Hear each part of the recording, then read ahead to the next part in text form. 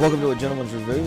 I'm Arthur Hampton. I'm your host. And joining with me a second time is Jonathan Hill. He's the author of the Bad Bill Sheet. And last time we talked a little bit about the philosophy behind it. We discussed the 12 points that he uses to examine if a bill is bad or good, or what makes it a good or bad bill, and how the lens that he uses to examine these things. And so this time, we're going to discuss a little bit more about some of the bad bills, I guess last year and this year that we're dealing with, what makes them bad and why they're such a detriment to South Carolina. Thanks again for coming, Jonathan.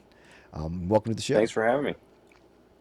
Excellent. So, what are some of the bills today that are on the radar that are just bad, that are maybe deceptively bad, that sounds good on the surface? Because, I mean, lobbyists, politicians, when they try to sell this stuff, they make it sound really good. And like I always say, when you get promoted from used car salesman, you become a lobbyist. And so Yeah. and so they make it sound good on the surface, but what makes them deceptively bad? Yeah. I have noticed through the years how it seems like bills are always, it seems like they're ironically named. You'll find that the names that I usually rename the bad bills. I come up with my own names for each one, and that, really is just a very short, like 5 word or so summary of what the bill does, or focuses in on the bad parts of the bill. But I mean, the very first bill on this week's bad bill sheet is House Bill 3021, which just passed unanimously this week in the House. We'll see if the Senate does anything with it. But this is a this is a bill that they say is going to slash and burn regulations and make South Carolina a more business friendly state. Who wouldn't get behind that? Um, the only people that wouldn't get behind that would be bureaucrats or people that somehow benefit from the regulations being as they are. Um, but in reality, what this does is it just tweaks the current system, which involves a small business review committee. But get this, the small business review committee exists under the jurisdiction and management of the State Department of Commerce, which absolutely has a big business focus. Um, that's the first problem. The second problem is the Small Business Review Committee uh, issues a report on whether this regulation that's being proposed is good or bad for small business, and nobody has to do a darn thing about it.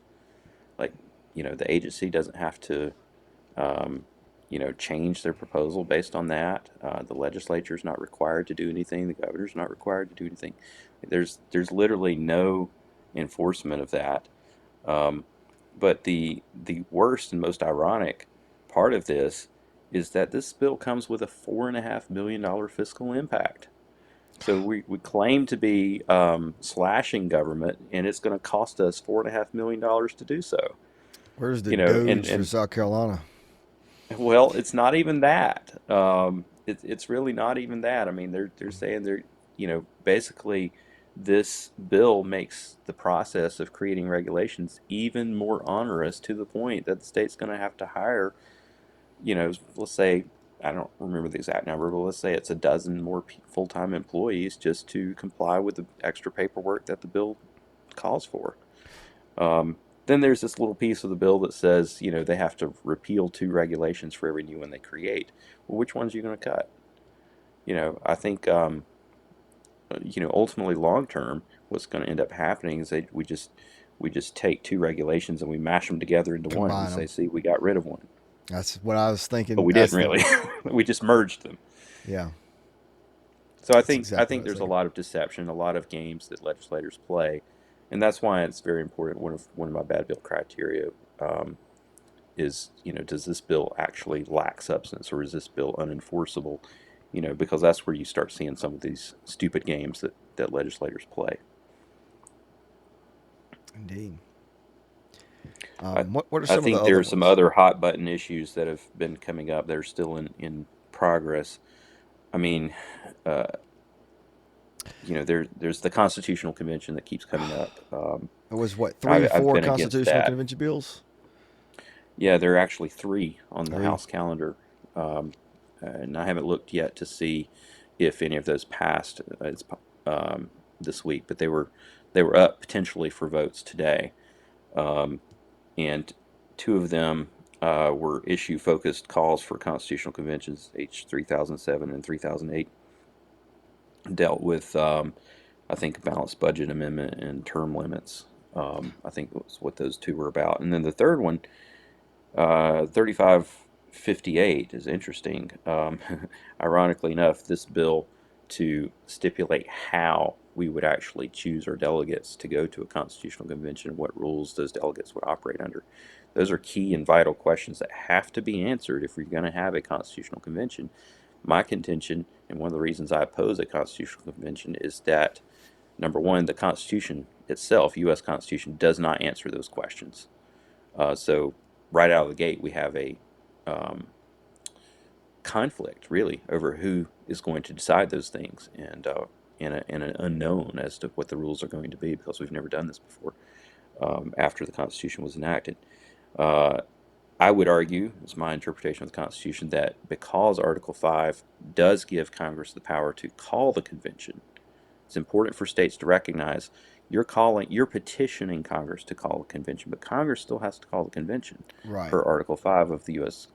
Constitution.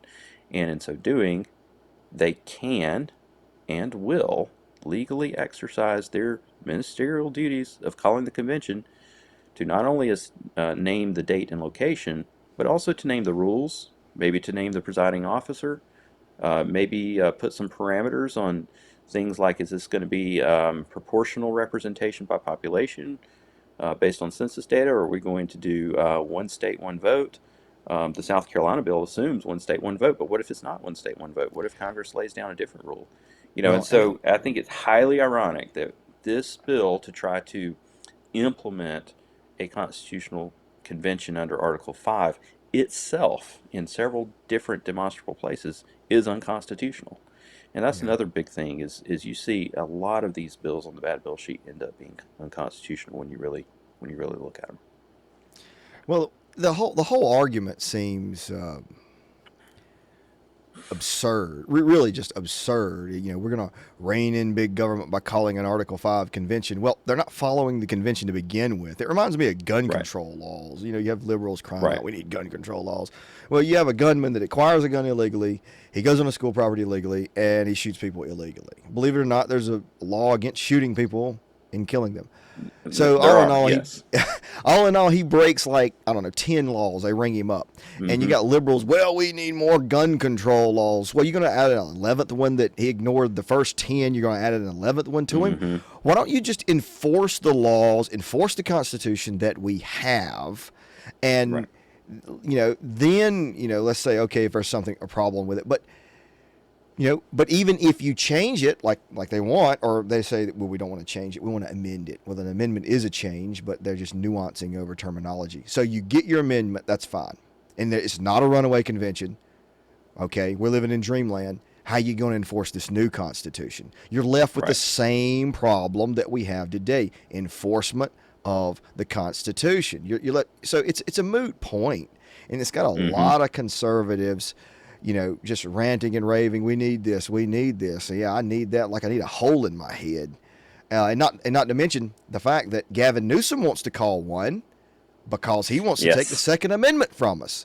You think he's going Yes, to he sit does. idly by while this thing goes on? You think BLM is going to sit idly by, and Antifa and Big Pharma, they're not going to sit idly by. The unions, I mean, you'll see so much dark money flow from this thing.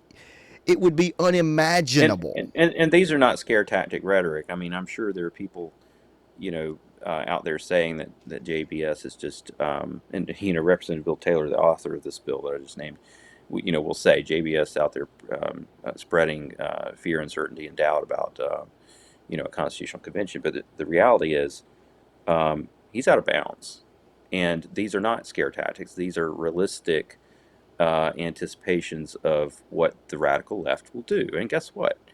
Is anyone on the right going to argue with the assertion that the left is better funded, more organized, and often tactically more brilliant than the right has been over the last 5 decades? So do you really want to play this game with them?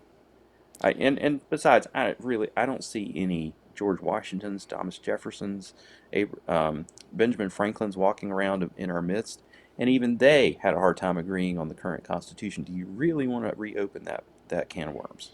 And those people admitted that they went beyond their commission Yep. from the state to amend the Articles of Confederation, and they threw the Articles of Confederation out. They were much more godly, more principled men than we have today, and they admitted they went beyond what they were supposed to do, and they had a Specifically, it whole was new James Madison, constitution. one of the Federalist Papers, that admitted that yes, the delegates exceeded their charter in changing the ratification method for the amendments to the Articles of Confederacy when they came out with the Constitution of the United States, which, number one, shows you can't, I mean, even if you can tie the hands of the delegates, you can't tie the hands of the delegates, right? Even if you legally could, which I don't think you can, you practically can't because people are going to do what they think best. And then James Madison came, in the Federalist Papers after the fact, after the Constitution had been proposed, and defended those actions by saying, yes, they broke the law, but they did so for the exigencies of the Union, which is just fancy words for saying it was the right thing to do. It was what our country needed. We did the right thing. We accomplished the spirit of the law, even though we had to break the letter of the law in order to accomplish the spirit of the law. Yeah. And for one, I tend to agree with him in that instance. But the argument's been made. Precedent exists that the argument has been made. Will the next person who makes the argument uh, be a person of the same level of integrity as uh, James Madison? I think not. And you don't have Benjamin Franklin standing up and saying, "We're in an impasse. We need to take a fortnight or 2 weeks, and go back to our churches and pray, and then come back and reconvene." You won't have that. What you will I've have never is, seen a state legislature do that. I have no expectation of a constitutional convention doing that.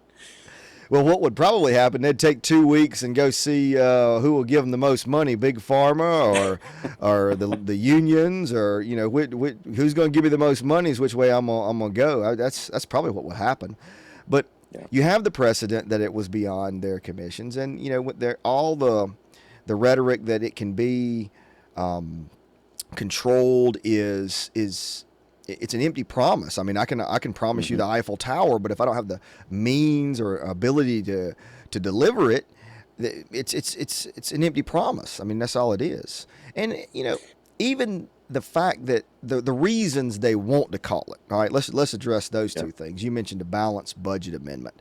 I liked Milton Friedman, the economist. He said, "I think it foolhardy to try to pursue a balanced budget amendment because the Hmm. economy always balances itself out. Either you pay for it in taxes or you pay for it in inflation." And that's Taxes, why, inflation, and debt. Those all three of those exist and are part of it. yes. So, I mean, it's a moot point. Um, Well, and I think that if, I would rather have a balanced budget than an imbalanced budget. But let's look at the real reason why state lawmakers are interested in proposals like these, because it takes the focus off of them themselves and it puts them on other politicians mhm. that they have no control over. I mean, that's ultimately what this is about. The reason Bill Taylor wants you to, you know, support him for, putting up con bills is because he doesn't want you to notice how often he votes for higher taxes and higher spending and how many years he personally has been in office. If you want to get right down to it, it would be an interesting project for someone to take the list of everybody who votes for the term limits Constitutional Convention resolution and see how long each one of those people have themselves been in office. Yeah. Or the balanced budget resolution, see how many times have we raised the budget in the past 2 decades, or however long these legislators have been in office, and see how frequently those legislators voted for those increases. So, that's the real issue here. Besides violating the Constitution on its face, is that they're looking for political cover, and Yeah. we shouldn't give it to them. We should Absolutely. not give it to them. Well, what I see is if we have a balanced budget amendment, what I see happening is they're not going to stop spending. They'll just raise taxes to balance the budget. That's I right. mean, That's right. it isn't it's a false solution. The second one, term limits. I mean, here's your prime example. Do you know who Ted Kaufman was? I don't know that name right off. Okay. No. Well, I'll explain in a minute. Ted Kaufman is the bane of term limits. And I like to use Okay. this example. Most people, when they advocate for term limits, they go, look at Biden. He's been in office for over 50 years, Right. yada, yada, yada. Well, when the people that would elect a Biden cannot elect Biden anymore because he was vice president at the time, or he became vice president, the people of Delaware elected Ted Kaufman. Now, Biden had a 17 on our Freedom Index. Ted Kaufman had a 7. He ran for 3 terms in the Senate, and another guy took his place. I forget his name, and he had a 17 as well. So the very same people that would elect a Biden, if you term limit that person out, will elect someone else just like Biden, Ted Kaufman, Hmm. or worse. And then after Ted Kaufman, there was somebody else. It's what I'm going to quote another guy, Sir William Blackstone. The law is the embodiment of the moral sentiment of the people. And the moral sentiment of the people of Delaware is Biden, is Ted Kaufman. And that's what you're going to continuously get if you term limit them out. I think Nancy Pelosi, she is a really good representative for the people that elected her. Why? Because they keep electing her. That's what they want. They You seem to term think so. Whether she actually is doing what is best for them or not is a different question. But they certainly think that she is. Okay, well that's the point. Is if you Yeah. eliminate Nancy Pelosi, they'll put Nancy Pelosi Jr. up there, or whoever else just like her, or someone similar than her, or someone younger than her that's able to have more energy and do more damage. The the the Right. the solution is not term limits, and when you get a good person in there, they got to get out. And there's a lot, and I think we both can agree, the good men that are in the legislation, they're a lot fewer and further between than the evil people. And so, Yeah. when lobbyists, Well, when there's a couple of other factors that are counterintuitive that most people haven't thought of on this, and that is, it is demonstrable that the longer you're in office, the more moderate you get. Not the more liberal you get, the more moderate you get. yeah, Okay, there's a pull towards the middle. I tell people if you go to your state capitol and you hear a giant sucking sound, it's because there's a giant sucking and pull to the middle that's going on. So, that's if you're going to kick people out, and I'm not saying that people like Nancy Pelosi don't need to go, they absolutely do. absolutely, But I'm just saying that the bill of goods that term limits promises isn't the bill of goods that's going to get delivered. That it's just that. well, here's People another who do thing. that, it's simply just they don't understand the dynamics of how this is going to work. And you know, I mentioned, in our first segment, never give bad legislators a free pass by not running against them. You've always got to run against them, and make them earn that vote, make them earn their job. And a lot of these people that have been there for decades and decades get there because they don't have anyone running against them. Yeah, And so, you already have the ability to fire many of these people. We just need to get on the ball and do it. If we're going to term limit them out, what we're doing is we're making our job 10 times harder, because it's hard enough getting good candidates to fill all the open positions that we need people running for. It's going to be twice as hard because we're going to have twice as many open positions, on a yes, regular, ongoing basis, and we don't have the manpower or the resources for that. absolutely. And there were term limits in the Articles of Confederation, and our founding fathers Right. saw that it created a lame duck. It took the accountability away from the That's right. people. And they wisely said, no, we don't want this anymore, because the only accountability the constituent has over the legislator is the decision whether or not to vote for them again or not. And if you take that Right. away from them, you take away the accountability. Look at every Hmm. single president in the last 40 years. That had a second term, their second term was a lot worse than their first term. Even Reagan's. That's when he started implementing all those things that while Hmm. people were asleep. He didn't do it in his first term, he did it in his second term. Obama certainly was worse. Clinton's was worse. Um, George Bush was worse. When he was president the second time, I think he ran on being pro life, and in his second term, he funded Planned Parenthood. He didn't do it in his first term, he did it in his second term. Because then, what you going to do to me? I'm already on the way out. What you going to do? Not vote for him? I mean, it's like putting in your 2 weeks' notice. There's no accountability. You can't fire them because they're already gone. Right. Right. So, what are some other bills? Let's deal with on the docket. Yeah. Yeah. Let's talk about bad bills that might have been good and might have been well intentioned. Okay. Let's talk about a pair of hot button issues that have been going through the Senate right now and the House. The first one would be uh, school choice, so called. I say so called because we already have school choice. Okay, you have the ability to send your kid to public school. You have the ability to choose any private school anywhere in the state and pay the tuition to send them there. And if you don't have the money to pay the tuition, you have the opportunity to go and get a better job or create a better job for yourself by starting a business so that you can afford those things. Or you have a third way, and that is to homeschool. And not just one way to homeschool, but you actually have three different ways to choose from to homeschool that have varying degrees of state involvement and regulation. And now today, when I was homeschooled, there was no internet when my parents started homeschooling me in the 90s, around 1990 actually. Um, and so, we depended on our local library and we were at poverty level the whole entire time. I guarantee you, you don't make much working as a pastor in a town with a population of 250 people. You just don't. And then six kids to feed, you know, things were hard financially for my parents, but they found a way to make it happen. And today, with the internet and so many other resources, homeschool co-ops everywhere you turn, like homeschooling is cool now. It wasn't back then. It's legal. Like there are no excuses. Okay, so you have school choice.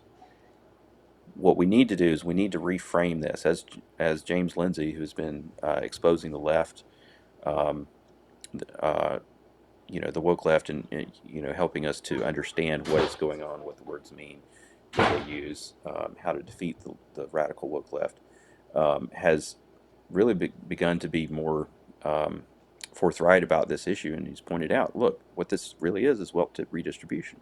We should be Yes. talking about this in terms of school subsidies. That's what this really is. When you say school choice, what you really mean is the state paying for your private or homeschool expenses. That's what we're talking about. Now, when you take money and you earn it, and then you have the government take that from you via taxes, and then give you some of that back in the form of a um, scholarship or voucher or even a tax credit, there can be strings attached to it. And if those strings aren't there today, which, by the way, there are four major strings that we identified in the bad bill sheet for anyone who's paying attention or cares to listen.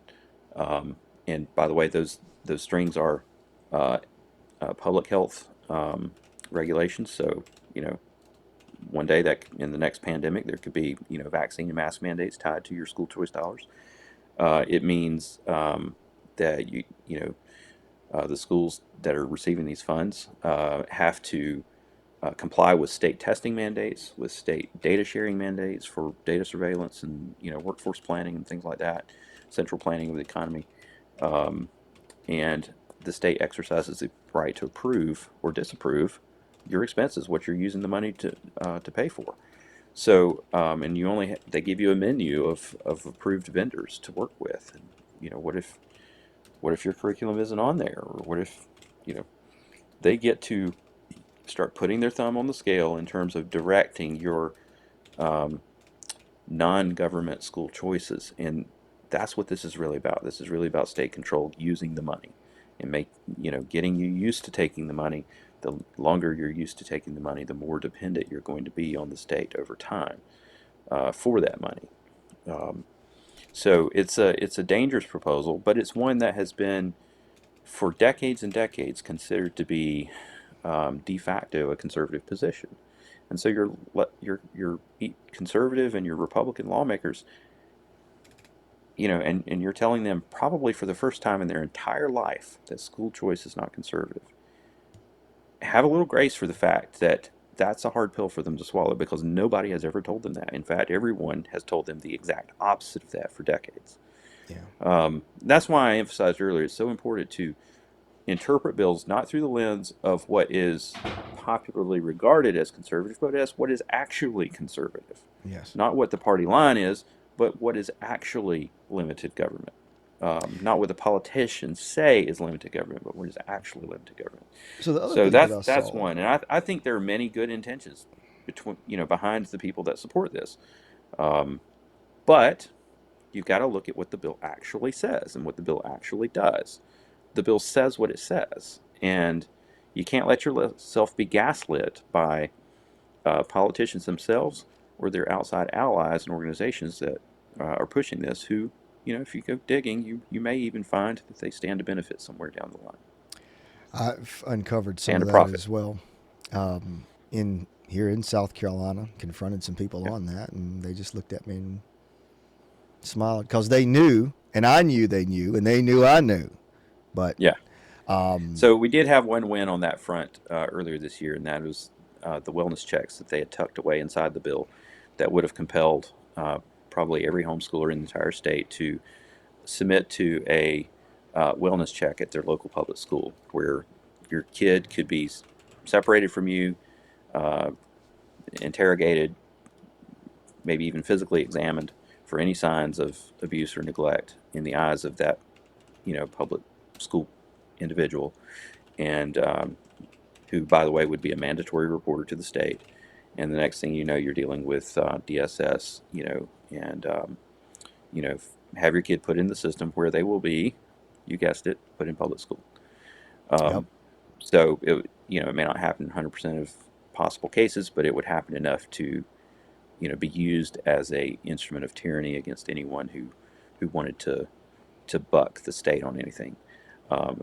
A tool of political retribution, shall we say.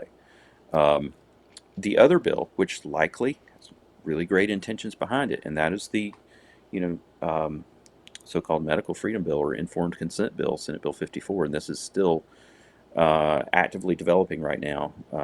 The Senate subcommittee passed a bunch of amendments, which we're going to be reviewing and analyzing to see what they've actually done with the bill. But that bill included a definition change to what can trigger emergency health powers of the state, and the definition change may have been you know unintentionally screwed up during the drafting process. Who knows? But what it actually says and what it actually does is it allows the state to invoke emergency health powers for any widespread illness.